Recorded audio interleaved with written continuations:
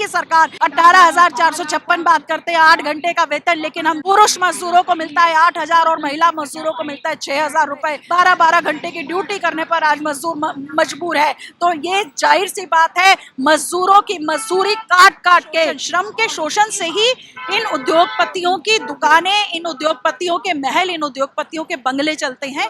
श्रम कानून की धज्जियां उड़ा दी गई है। जो मौजूदा केंद्र सरकार है, जो मनुवाद से, जिसका दर्शन मनुवाद का है, 24 घंटे सातों दिन भारत की महिलाएं नौकरी करती हैं, और जब ड्यूटी 4 लेबर कोड के माध्यम से 12 घंटे की हो जाएगी तो महिलाओं को तो ऑर्गेनाइज्ड रोजगार से बाहर करने का एक तरीका मोदी सरकार कर रही है। श्रम कानून की धज्जियां उड़ा दी गई है। श्रम कानून किसी हुक्मरान ने दान में नहीं दिया। दरअसल ये मजदूर वर्ग की खून पसीने की गाड़ी कमाई रही है। मजदूरों ने इसके लिए खून बहा है, मजदूरों ने इसके लिए जेल में गए हैं, और आज ये जो तमाम श्रम कानून है, तमाम श्रम कानून को या तो खत्म किया जा रहा है या धीरे धीरे कमजोर किया जा रहा है।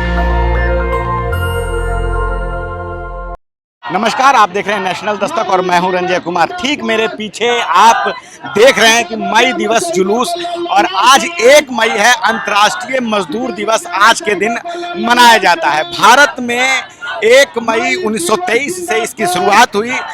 लेबर किसान पार्टी ऑफ हिंदुस्तान ने इसकी शुरुआत की, और अगर पूरे विश्व की बात करें हम तो 1886 ईस्वी में अमेरिका के शिकागो शहर में एक आंदोलन हुआ, और उसके बाद से जो है 1886 से मजदूर दिवस की शुरुआत हुई, जिसमें मजदूरों के लिए उनके हक और अधिकार के लिए, काम के घंटे निश्चित करने के लिए, उनके संघर्ष को जो है, उनके अधिकारों की मांग के लिए जो है मजदूर दिवस मनाया जाता है, जिसमें मजदूरों को जो भी उत्पीड़न होता है उनके अधिकारों के लिए लगातार बात की जा रही है। और आज बहुत सारे मजदूर यहाँ पे इकट्ठा हैं, और लेबर कोड को खत्म करने के लिए, रद्द करने के लिए, मौजूदा श्रम कानून को लागू करो, आउटसोर्स ठेका कर्मचारियों को पक्का करो, कार्यस्थलों में महिलाओं को सुरक्षा दो। तो बहुत सारी मांगे हैं, और बहुत सारे लोग यहाँ आए हुए हैं और बता रहे हैं कि किस प्रकार से मजदूरों के जीवन में दिक्कत होती है। हम बात करेंगे। मैम, क्या कहना चाहेंगे आज के दिन पे, आज जो मजदूर दिवस है, क्या कहना चाहेंगे उनके हक में?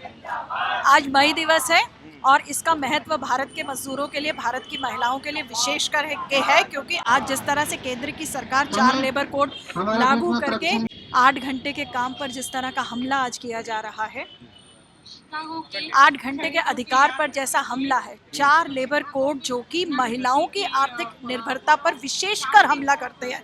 और हम देख रहे हैं कि किस तरीके से जो मौजूदा केंद्र सरकार है, जो मनुवाद से, जिसका दर्शन मनुवाद का है, और किस तरीके से महिलाओं पर ये पितृ सत्ता थोपते हैं 4 लेबर कोड लागू करके। क्योंकि याद रखना चाहिए कि 24 घंटे सातों दिन भारत की महिलाएं नौकरी करती हैं, और जब ड्यूटी 4 लेबर कोड के माध्यम से 12 घंटे की हो जाएगी तो महिलाओं को तो ऑर्गेनाइज्ड रोजगार से बाहर करने का एक तरीका मोदी सरकार कर रही है। हम ये बात कहना चाहते हैं कि ये 8 घंटे का जो अधिकार है, ये 1886 में 1 मई को जो 3,40,000 मजदूर पूरे अमेरिका के शिकागो शहर के साथ साथ पूरे अमेरिका के विभिन्न शहरों में बाहर निकले थे, और 4 मई को जो हे मार्केट अफेयर हुआ था, जिसके बाद मजदूर आंदोलन के नेता, जिन्होंने 8 घंटे के आंदोलन को नेतृत्व किया, उनको जिस तरह से एक फर्जी ट्रायल के माध्यम से फांसी पर लटका दिया गया था, उस मजदूरों के खून और कुर्बानी से 8 घंटे का अधिकार मिला है। और आज इस 8 घंटे के अधिकार पर चोट भारत के कॉरपोरेट परस्ती, ये जो मौजूदा सरकार है, केंद्र की सरकार, ये जिस तरह से कर रही है। और हम बता देना चाहते हैं कि प्रगतिशील महिला संगठन लगातार मजदूर आंदोलन के कंधे से कंधा मिलाकर खड़ा रहा है, जिसकी बदौलत अभी तक भी मोदी सरकार इसको लागू नहीं कर पाई है, और हम इसका विरोध करते हैं, और इस संघर्ष में कंधे से कंधा मिलाकर हम खड़े हुए हैं अपने साथियों। मैम, एक सवाल है कि आपने सुना होगा इन्फोसिस के नारायण मूर्ति हैं, जिन्होंने बीच में एक बयान दिया था कि जो काम ज़्यादा करो, जो है, और अभी बीच में एक उद्योगपति उन्होंने भी बयान दिया था कि घर पे बैठ के कितनी अपनी घरवालियों का जो है चेहरा देखते रहोगे। तो काम के घंटे बढ़ाने की, जितना ज़्यादा काम करोगे, और यूरोपीय देशों में लगातार बात हो रही है कि काम के घंटे कम किए जाएं, या हफ्ते में 4 दिन काम किए जाएं या 5 दिन काम किए जाएं। तो ये जो विरोधाभास है, उस पर क्या कहना चाहेंगे? बिल्कुल, देखिए, ये कॉर्पोरेट परिस्थिति है, ये कॉर्पोरेट के बड़े बड़े उद्योगपति, ये जो बड़े बड़े नारायण मूर्ति जैसे जो लोग हैं, जो कि इस तरह के महिला विरोधी बयान करते हैं, जो ये एक मजदूर की श्रम शक्ति का मजाक उड़ाते हैं, ये भूल जाते हैं उस वैज्ञानिक तथ्य को भी कि आदमी के शरीर की काम करने की एक क्षमता होती है। 8 घंटे काम, 8 घंटे मनोरंजन, 8 घंटे जो आराम का अधिकार है, ये बहुत एक वैज्ञानिक तौर पर बात करके मिला था। और ये जैसा कि आपने भी बताया कि यूरोपीय देशों में लगातार मांग चल रही है कि इसको काम के घंटे कम करे जाने चाहिए, क्योंकि मानव शरीर की एक क्षमता होती है। तो दरअसल में तीसरी दुनिया के देशों में और विशेषकर भारत, जिस तरह से एक मंडी के तौर पर भारत के शासकों द्वारा प्रस्तुत किया जा रहा है कि भारत का सस्ता श्रम संसाधन, भारत की प्राकृतिक संसाधन की लूट के साथ साथ भारत की इतनी मेहनत का जो आबादी है, भारत की जो इतनी मेहनत करने वाली जनता है, इसके श्रम की लूट, क्योंकि ये बहुत मेहनत करने वाली बहुत पढ़ी लिखी जनता, इसके श्रम की और लूट करने की छूट जो है ये उद्योगपति चाहते हैं अपने उससे, और इस तरह के बेतुके गैर वैज्ञानिक बयान देते हैं और महिला विरोधी बयान देते हैं, जिसका हम एकदम विरोध करते हैं। काम के घंटे बढ़ाने की तो वो बात कर रहे हैं कि काम के घंटे बढ़ जाने चाहिए या ज़्यादा काम करो, वो प्रेरित कर रहे हैं कि भाई काम ज़्यादा करो, भाई 7 दिन काम करो, लेकिन मेहनताने की बात नहीं करते हैं। वो जो उनको वेतनमान कितना होना चाहिए, मिनिमम वेज कितना होना चाहिए, उनको किस प्रकार की सुविधा मिलनी चाहिए, इस पर वो उनका कुछ बयान नहीं आता ऐसे उद्योगपतियों का। उस पर क्या कहेंगे? बिल्कुल, देखिए ये बिल्कुल ये इस बात को साबित करता है कि कैसे कॉरपोरेट अपना मुनाफा बढ़ाने के लिए लगातार मेहनत का शोषण, श्रमिक का शोषण, श्रम के शोषण से ही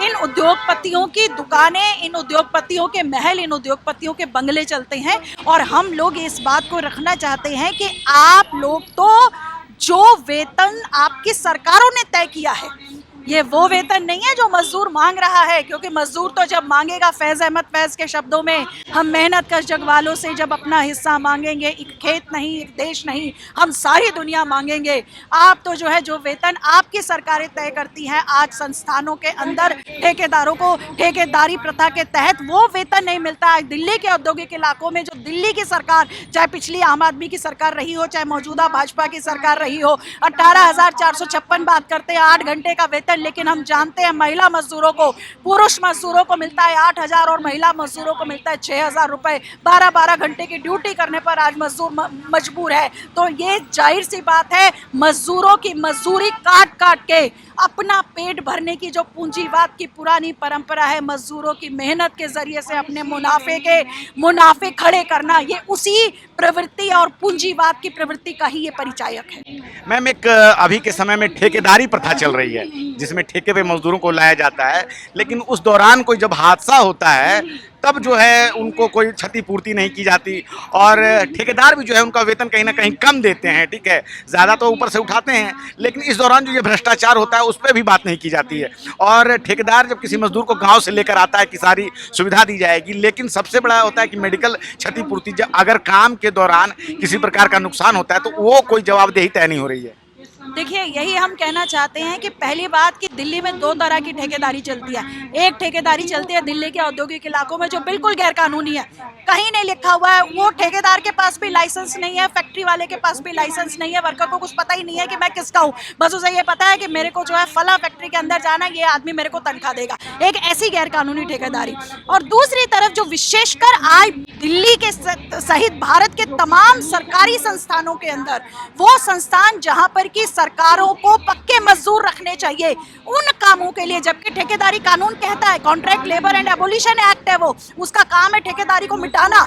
उसका काम ये नहीं है कि जो काम रोजमर्रा किसी संस्थान में है आज उसको भी ठेकेदारी के माध्यम से, आउटसोर्सिंग के माध्यम से रखा जा रहा है। और आउटसोर्सिंग से रखने के लिए हम दिल्ली के अंदर तमाम अस्पतालों में देखते हैं, गार्ड है, ऑर्डरली है, सिस्टर्स हैं, सब कुछ जिसके बिना कोई अस्पताल नहीं चलता है। आज ठेके पर भी काम करने के लिए वहां 3-3 महीने की पहले रिश्वत देनी पड़ती है, 40,000 50,000 रुपए। और जाहिर सी बात है, ये केवल उस ठेकेदार की बात नहीं होती है। हम दिल्ली के अंदर ये लड़ाई लड़ते हैं कि ठेकेदारी नियम जबकि ये है कि ठेकेदार बदल सकता है, वर्कर नहीं बदलेगा, लेकिन यहाँ पर ये है कि ठेकेदार जैसे ही आएगा वो तुरंत वर्कर को कहेगा कि 25,000 लाओ, 40,000 लाओ तो तुम्हें नौकरी पर रखेंगे। वर्कर को पता ही नहीं रहता है कि आज वो नौकरी पर करके गया, कल नौकरी उसकी बचेगी या नहीं। ये सब कुछ जो भारत की सरकार है ये इसको होने दे रही है, क्योंकि उसको भारत की इस व्यापक श्रम संपदा से कोई लेना देना नहीं है। वो सिर्फ मजदूरों का शोषण करवा करके इन बड़े बड़े पूंजीपतियों की लूट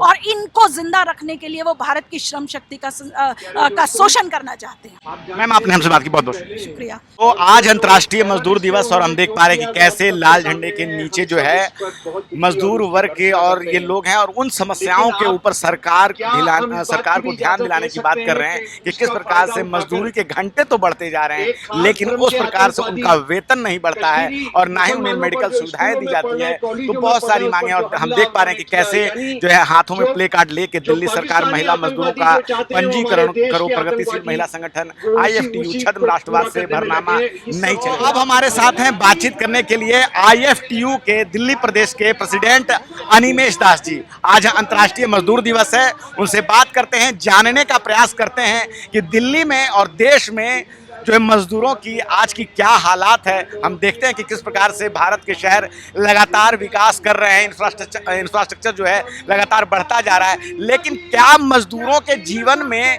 कोई उन्नति हो रही है जो लगातार अपने शारीरिक श्रम के द्वारा देश के विकास में योगदान देते हैं? क्या उनके जीवन में कोई परिवर्तन हो पा रहा है कि नहीं हो पा रहा है, या वो हमेशा एक मजदूर बने ही रह जाएंगे, या उनको उनका सही हक मिल रहा है कि नहीं मिल रहा है? ये सारी बात हम जानने का प्रयास करते हैं अनिमेश दास जी। सर, सबसे पहले तो आपका स्वागत है चैनल पे। हाँ, मैं शुक्रिया चैनल के साथियों को। सर, क्या कहना चाहेंगे? आज बहुत सारे कॉर्पोरेट सेक्टर में लोग लगातार इस बात को कहते हैं कि भाई काम करो, लगातार काम करो, ज़्यादा काम करो, लेकिन वेतनमान की बात नहीं कर रहे हैं। और जिस प्रकार से ठेकेदारी में जब दुर्घटना होती है तो उसमें उनको क्षतिपूर्ति नहीं हो रही है, तो कहीं ना कहीं मजदूरों का जो शोषण हो रहा है, ठीक है। और भारत में इतना बड़ा वर्ग जो है वो मिनिमम वेज पे काम करना चाहता है, लेकिन वो भी उनको नहीं मिल पाता है। तो क्या कहना चाहेंगे आप सारी बातों पर? दो तीन बिंदुओं में मैं बात रखना चाहता हूँ। पहला तो बिंदु ये है कि हिंदुस्तान का कॉरपोरेट और दुनिया का कॉरपोरेट, जिसका एक बहुत बड़ा